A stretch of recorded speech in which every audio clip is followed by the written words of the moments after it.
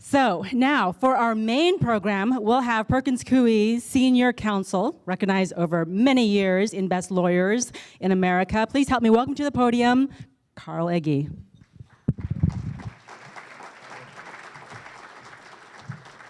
Okay, I'll be quick. Let's go come on up and sit down. As I was preparing for this program today, I thought about all of the technological advances we've seen over the last 50 years or so, and a number of us in this room have been practicing in our black art for 50 years. Reflect, 1960s, handheld calculators came around. Remember that? 1970s, word processing hardware and software was developed by typewriters. Then in the 80s, personal computers and cell phones emerged. In the 90s, the internet, the World Wide Web, Google, robotics, the beginning of electronic retailing. In 2000s, Facebook, Twitter, gaming software, applications based on global positioning, satellite position, so you can find out where you are at any one time. And then this decade, smartphones, storage in the cloud. All of these technological advances have disrupted established business models with dramatic effects. For example, the implementation of robotics is responsible for 80% of the manufacturing job losses over the last 30 years. The internet and the World Wide Web have disintermediated the travel agency business. Electronic retail has changed the way we shop. And e-retail, social media, and the web have dramatically affected the print publishing industry. Well, today we're going to explore another emerging technology, blockchain, or distributed ledger technology, that has the potential to change the manner in which transactions are processed, improving efficiency and accuracy, and reducing time and expense. The consequences of blockchain could be as dramatic to the office workforce as robotics has been to the manufacturing sector. Seattle, our region, is a leader in the development and implementation of blockchain technology, including its initial and most visible application, Bitcoin, and other cryptocurrencies. Joe Cutler, Dax Hansen, and Chris Spanton are among our region's leading experts on the challenges and the opportunities presented by blockchain. At attorneys at Perkins' 30-plus lawyer blockchain group, Joe and Dax have been at the forefront in educating legislators and regulators throughout the country on the proper approach to the regulation of blockchain technology and cryptocurrencies. Chris Spanton is the senior blockchain architect at T-Mobile, leading the effort at T-Mobile to implement blockchain technology to improve efficiency and customer service. Joe, Dax, and Chris are global leaders who are shaping the future for blockchain technology and its implementation across vast segments of the transaction space. Please welcome to the Rotary Club of Seattle, Joe Cutler, Dax Hansen, and Chris Spanton as they guide us through this introductory course, which I call Blockchain 101. Look, guys, the floor is yours. Well, thank you. We're gonna do this. We're gonna each take about 5 or 7 minutes apiece and just go down the line. And my role is to sort of try to demystify the concept of blockchain and Bitcoin a little bit. And with 20 or 30 minutes, there's no way we're gonna teach it to you. So we thought we'd do a little exercise to explain it. I just like Dilbert, so I just put that up for you guys. But first, I'd like to start by presenting a quote from venture capitalist Mark Andreessen from Andreessen Horowitz. He says that of blockchain, political idealists project visions of liberation and revolution onto it. Establishment elites heap contempt and scorn onto it. On the other hand, technologists, the nerds, are transfixed by it. They see within it enormous potential and spend their nights and weekends tinkering with it. And Dax and I and others at our firm who work in our blockchain and digital assets group have seen this happen in real time. We've been doing this since we formed the group in 2013 and have been advising well north of 300 different clients in the space. And they range from very small startups to businesses that are household names. I had a great moment during the NCAA tournament when I was watching basketball this spring when a commercial came on. And I was watching the commercial, and I was like, oh, that's kind of a cool commercial. And then I started running around the house, yelling at my kids to come watch, because it was the first commercial that mentioned blockchain, and it was an IBM commercial. And so I realized that was the moment that this thing had arrived, right? And so our teaser question, hype or not, I don't think it's hype. I think that the technology behind cryptocurrency is powerful, and today we hope to give you just a taste of why. So there's a quote that, and an analogy that I've used in talks like this that I've heard before, and that is that if you think back to the way that the internet protocol, and I'm being a little geeky here, but I'm not talking about the internet you and I interact with. I'm talking about the language of the internet before there was a browser, TCP/IP. Someone invented that language and said, we could use this to transmit information in a fungible way so that you was agnostic as to what machine you were using. It didn't matter what data you were doing. You could just move information back and forth across the wire. Now, that was invented in the 70s. And if you asked me in 1982, before the personal computer had come, before the browser was invented, before the dot-com bubble had even blown up, let alone burst, if it was hype, some people probably would have said yes. But think back and imagine how much has changed since then. And so I think a lot of people struggle because they don't understand it. And so I'm going to try to do a little exercise with you to describe this. I'm not going to read this, but this is what our object lesson, those of you who have your pieces of paper, this is what it's supposed to demonstrate. So if you would, grab the long piece of paper. Those of you who are my trustworthy people, don't turn your other piece of paper over yet. But grab your long piece of paper and a pencil, and we're going to do a little exercise. And I'll tell you what this is. This is an example of the blockchain ledger.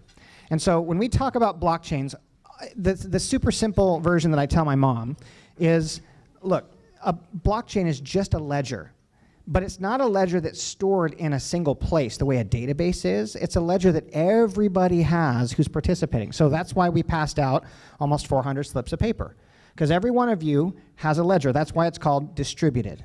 It's a distributed ledger that is in real time. Now, all of you can see on the left, state number 1. That's the state of the ledger right now. So let's assume we were sort of eavesdropping in on the blockchain, and we took a snapshot in time. And here's a little segment of the ledger. And as you can see, it's like a chessboard, right? You've got the top row with letters and the left row with numbers. Those are like coordinates, okay?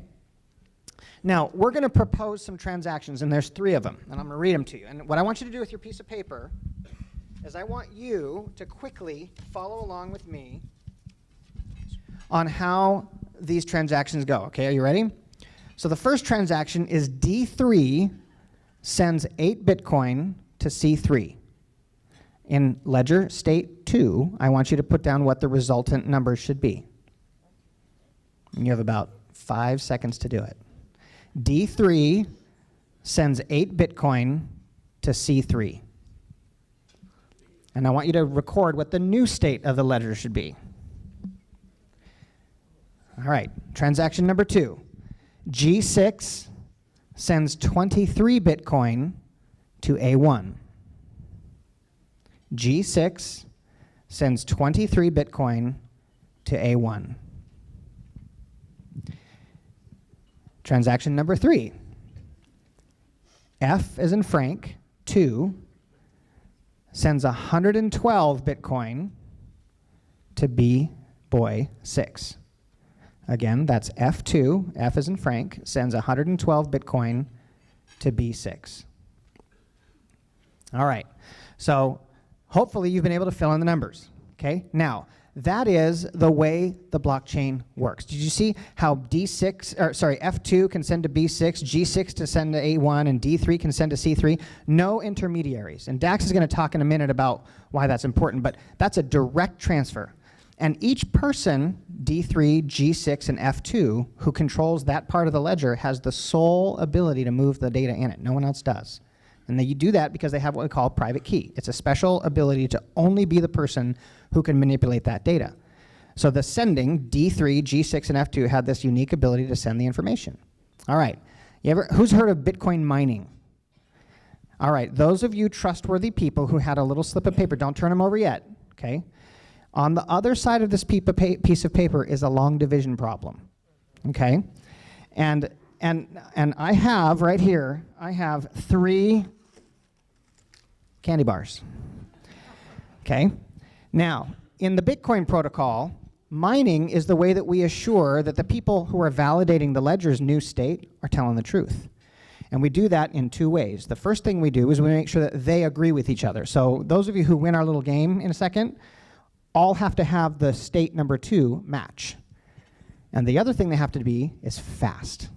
All right? So when I say go, those of you who have that piece of paper, flip it over, solve the division problem, and raise it up high and say something when you're done. On your marks, get set, go.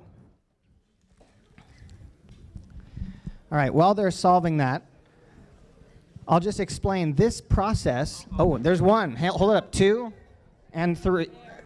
Yep, so 1, 2, and 3. All right. So, quick question. You're number 1. You were fast. Were you trustworthy? All right, so the answer, hold on, stand up. What's the answer? It was 37,092 divided by 3. What's the answer? Okay, next person, stand up. Same answer? And third person?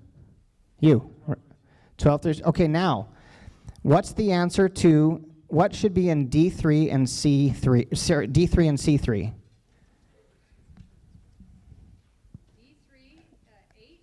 and C3, 60.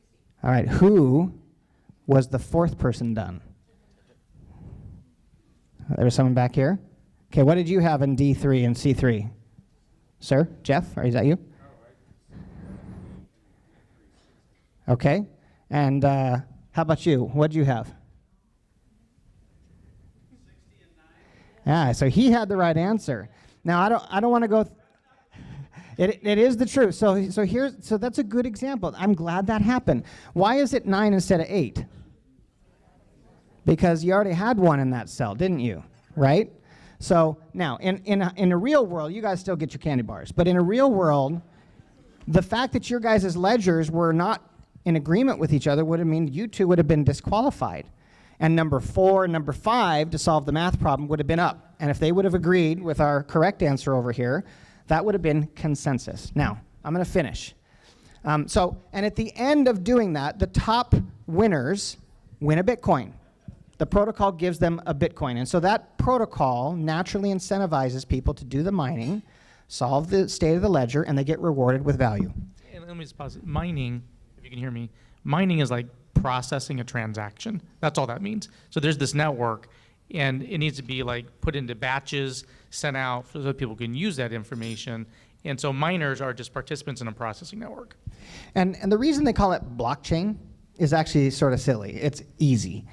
What they do is, I gave you 3 transactions, but if you think about a ledger that's got millions of computers and everyone's doing peer-to-peer transactions all at the same time, there's hundreds of millions of transactions happening all at the same time.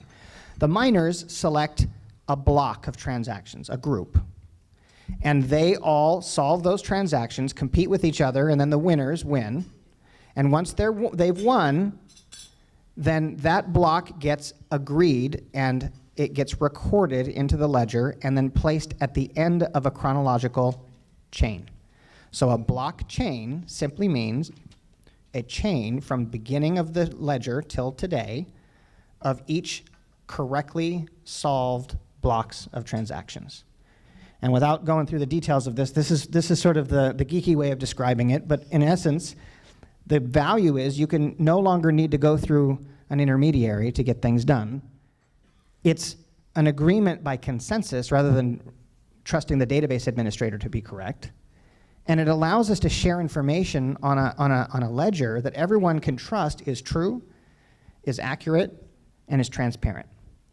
And so we are, the reason this is exciting is, and I'll finish with this, the reason this is exciting is right now we move information across the internet.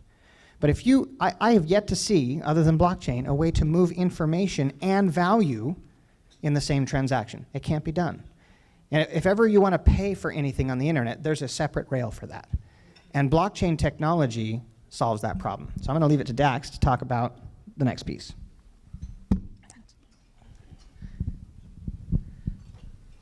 Okay, so I'm going to move quickly through these, and I'm probably not going to read the slides, but I will just say, because I want to make sure we give Chris some time to talk about some real-world application he's building. But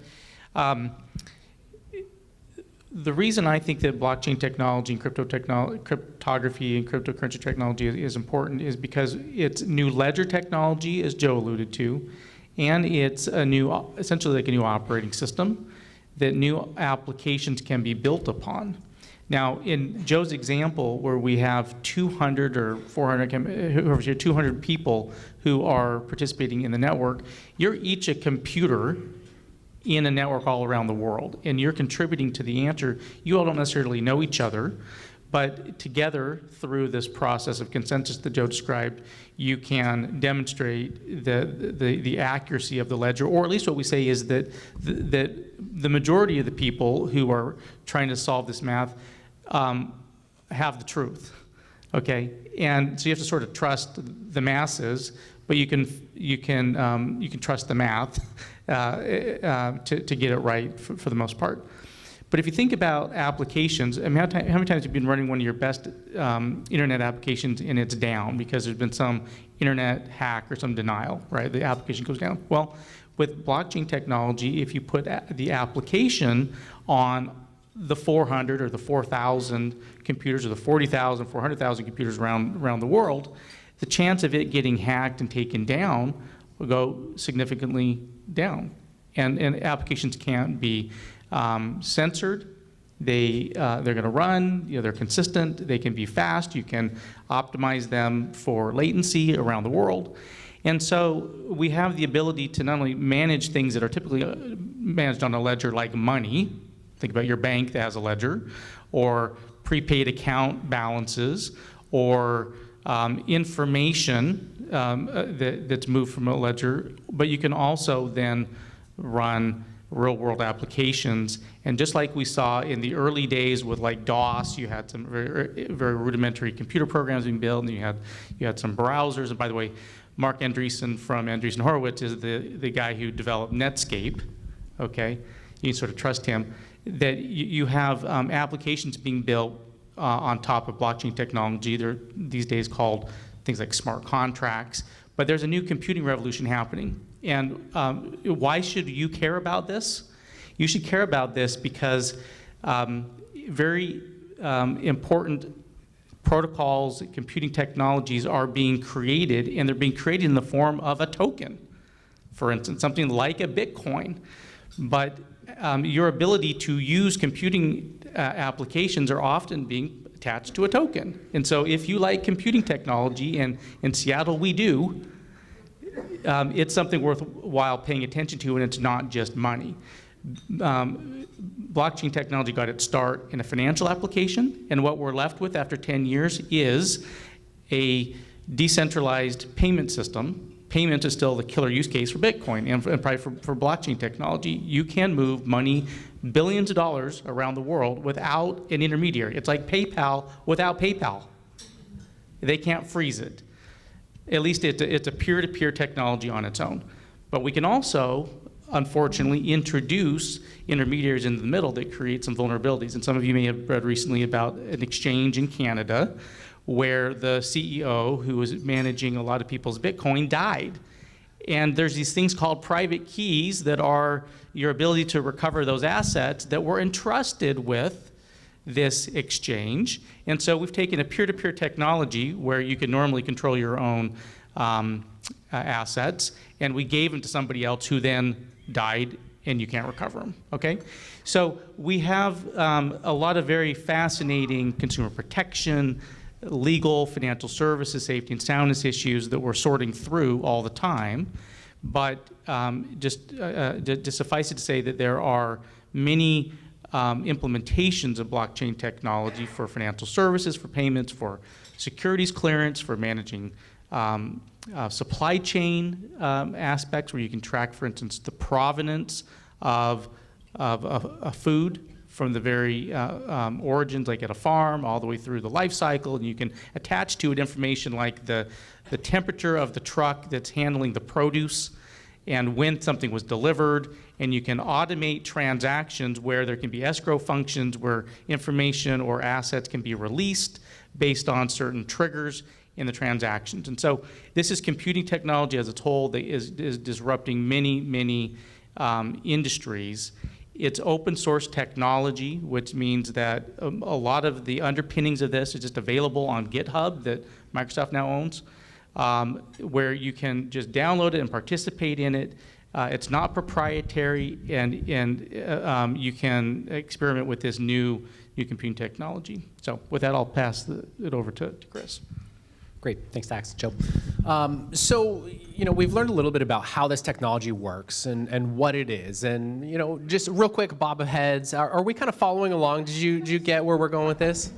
Maybe a little bit, a few thumbs up, a few bobs.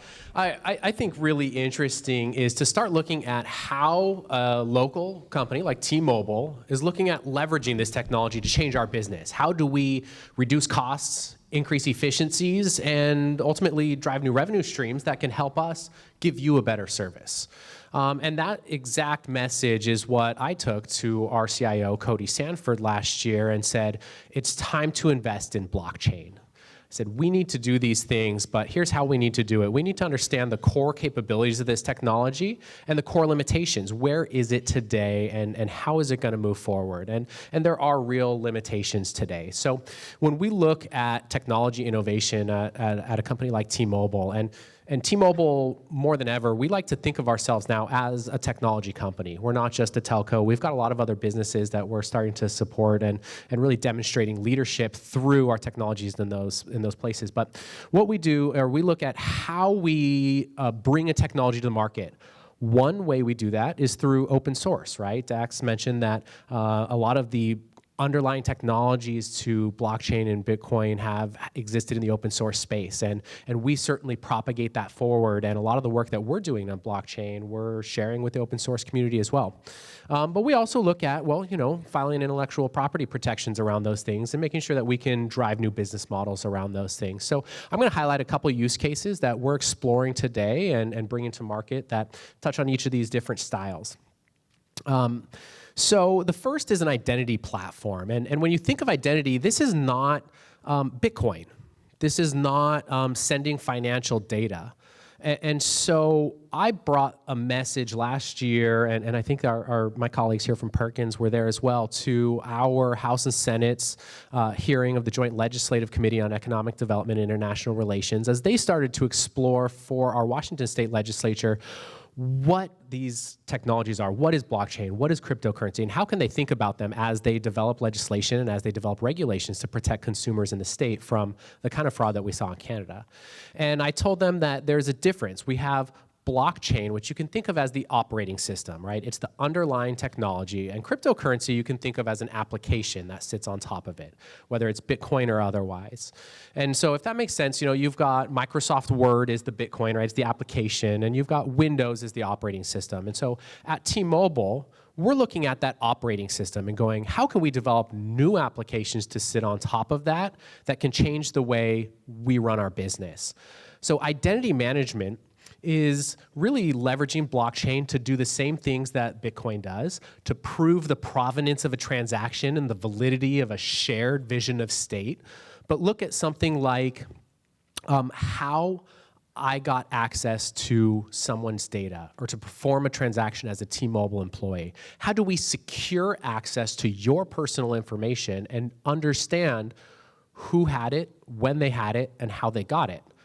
Well, the same way Joe showed you can take a Bitcoin and prove where it came from and where it went and how much was there using a blockchain, we can prove out the provenance of an identity entitlement when it happened and how it happened to our auditors, and we can do that leveraging blockchain technology. So that's one example of how we're taking this kind of concept of a cryptographically provable way to exchange data or information between a broad group of people and apply that to our business. And now you can see this is open source software. So we've taken this and we've partnered with a broad range of folks in the industry. You see names you recognize there like Intel and Microsoft, T-Mobile, of course, and other large organizations that we've partnered with to deliver this. And this is software that we're putting into production and we're utilizing today in a kind of production parallel mode, and we'll have in production in the very short-term future.